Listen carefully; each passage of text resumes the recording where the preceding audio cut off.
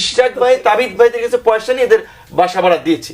বিএনপির নেতাদের এই আন্দোলনের মধ্যে বলছে যে আমি তো জানি যে এই তাদের ডিভাইস চেঞ্জ করা, নতুন ডিভাইস কিনে দেওয়ার টাকাটা দিল্লি থেকে সালাউদ্দিন ভাই এখানে পাঠিয়েছিল, ওই আপনার বরকতুল্লাহ বুলু পলাতক আরেকজনকে দিয়ে পাঠাইছে, নতুন ডিভাইস কিনে দেওয়া লাগবে, ওই টাকাটা পর্যন্ত পৌঁছে দিচ্ছে। আর আজকে তারা মাস্টার মাইন্ড এবং এই সমস্ত মানুষের নাম তো তারা জীবনেও নেবে না। তারেক রহমানের সাথে আলাপ করে এই আন্দোলনে কিভাবে ছাত্রদল যুবদল ঢাকা বিশ্ববিদ্যালয়ে যেদিন হামলা হয় ছাত্রদল যেন ব্যান করার মতো দাঁড়িয়ে থাকে, ওই দিনই ছাত্রলীগকে বিতাড়িত করতে হবে, এই সমস্ত ফর্মুলা আমরা দিয়েছি। দুইজন উপদেষ্টা আহম্মক হয়ে গেছে। আমি একবার বললাম মালয়েশিয়াতে আমাদের ছাত্রদেরকে মামলা দিয়েছিল, ছাত্র তরুণদেরকে যারা আন্দোলন করেছিল, অ্যাম্বাসেডর, সেই অ্যাম্বাসেডর স্টিল ওখানে আছে, তার বিরুদ্ধে ব্যবস্থা নেন।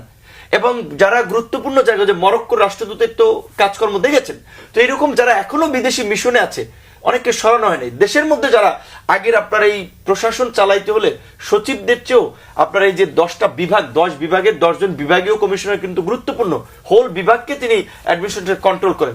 সেই বিভাগীয় কমিশনাররা এখন এই সরকারের অতিরিক্ত সচিব কিংবা গুরুত্বপূর্ণ পদে দায়িত্ব পালন করছে, কারো বিরুদ্ধে ব্যবস্থা নেয়নি। তো দুইজন উপদেষ্টাদের কথা শুনে ব্যাকরণে মেকেনে তারা বলছে ওদেরকে দিয়ে ভালো কাজ করানো যায়, ওরা ভয়ে থাকে।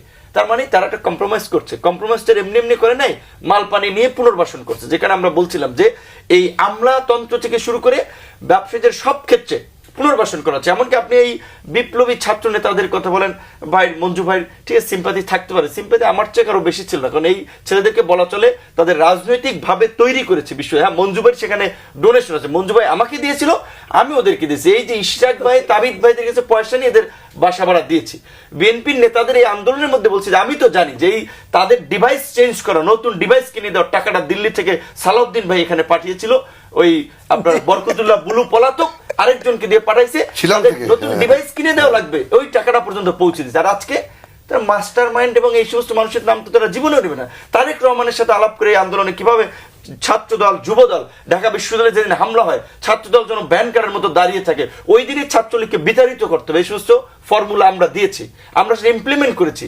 আজকে বলছি যে এই জন্য বলছি যে আমরা অনেক কিছু জানি, বলতে চাই না, কিন্তু মঞ্জু ভাইয়ের কথা প্রেক্ষাপটে বললাম, আমাদেরও আবেগ ভালোবাসা ছিল, কিন্তু গত কয়েক মাসের যে আচরণ এবং সবচেয়ে যে সরকারের প্রতি যে বলা, আমরা তো আপনি আমার বক্তব্য দেন শুরুর দিকে পাবেন, আমরা বলেছিলাম প্রধান উপদেষ্টা জাতীয় সংলাপে একমাত্র আমি সবার উপস্থিতিতে বলেছিলাম রাজনীতিবিদদের মুখ কালো হয়ে গেছে যে 2 years এর জন্য সবাইকে নিয়ে ন্যাশনাল গভর্নমেন্ট করেন, এই নির্দিষ্ট বলয়ের এই বিদেশি মদতপুষ্ট উপদেষ্টা পরিষদ দিয়ে রাষ্ট্র সংস্কার হবে না, জুলাইয়ের আকাঙ্ক্ষা বাস্তব হবে না, বরঞ্চ দেশে একটা 111 হবে।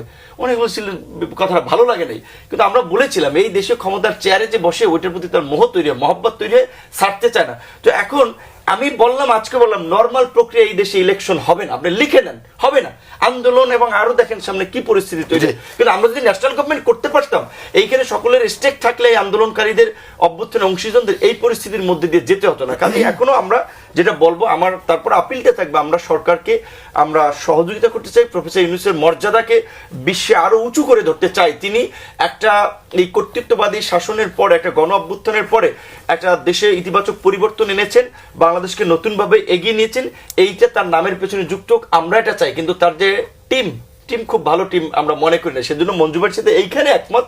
জায়েদ ভাই যেটা বলেছেন, যদি প্রকৃত অর্থে তার কাছে আমরা এখন যেতে পারি না, কারণ তার কাছে ওই যে বলয়ের লোকেরা তাকে ঘিরে রেখেছে, হাসিনারকে যেভাবে তার লোকেরা ঘিরে রেখেছিল এবং ভুলভাল বুঝিয়েছে তারেক সিদ্দিকীর মতো লোকেরা। তো এখন এইখানে যদি উপদেষ্টা পরিষদ পুনর্গঠন না হয়, তাহলে এই সরকারও আপনার আমি মনে করি একটা ব্যর্থ সরকারে পরিণত হবে এবং দেশ আরেকটা সংঘাত বা সংকটে পড়তে পারে।